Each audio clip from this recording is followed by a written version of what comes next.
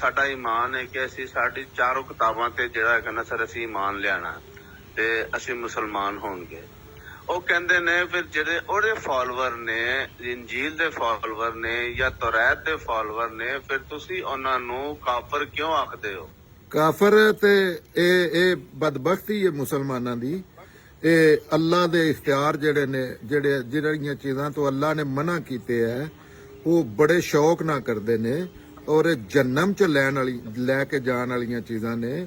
ਉਹ ਤੇ ਚਲੋ ਇਹ ਇਸਲਾਮ ਦੇ ਫਿਰਕੇ ਨੇ, ਯਹੂਦੀ ਈਸਾਈ ਅੱਗੋਂ ਉਹਨਾਂ ਦੇ ਸਭ ਫਿਰਕੇ ਨੇ, ਜਿਸ ਤਰ੍ਹਾਂ ਸ਼ੀਆ ਸੁੰਨੀ ਨੇ ਇਸੇ ਤਰ੍ਹਾਂ ਇਸਲਾਮ ਦੇ ਪਹਿਲੇ ਦੇ ਫਿਰਕੇ ਨੇ। ਕਿਸੇ ਨੂੰ ਕਾਫਰ ਆਖਣ ਦਾ ਜਾਂ ਕਰਾਰ ਦੇਣ ਦਾ ਇਖਤਿਆਰ ਅੱਲਾ ਤੋਂ ਸਿਵਾ ਹੈ ਹੀ ਕਿਸੇ ਨੂੰ ਨਹੀਂ। ਉਹਦੀ ਮੈਂ ਐਕਸਪਲੇਨ ਕਰਨਾ। ਪੈਗੰਬਰ ਨੂੰ ਕਿਸੇ ਨੂੰ ਸੈਯਦਨਾ ਮੁਹੰਮਦ, ਸੈਯਦਨਾ ਇਬਰਾਹੀਮ, ਸੈਯਦਨਾ ਈਸਾ ਆਪਣੇ ਬਿਹਾਫ ਤੇ ਕਿਸੇ ਨੂੰ ਕਾਫਰ ਨਹੀਂ ਕਰਾਰ ਦੇ ਸਕਦੇ। ਅਸੀਂ ਤੇ ਆਮ ਇਨਸਾਨ ਆ ਤੇ ਇਹ ਕੁਰਾਨ ਤੋਂ ਦੂਰੀ ਦਾ ਨਤੀਜਾ ਹੈ। ਇਹ ਲੋਕਾਂ ਨੂੰ ਕਾਫਰ ਆਖਣਾ ਔਰ ਕਰਾਰ ਦੇਣਾ, ਜਿਸ ਤਰ੍ਹਾਂ ਕਾਨੂੰਨੀ ਤੌਰ ਤੇ ਮਰਜ਼ਈਆਂ ਨੂੰ ਆਖ ਦਿੱਤਾ ਹੈ।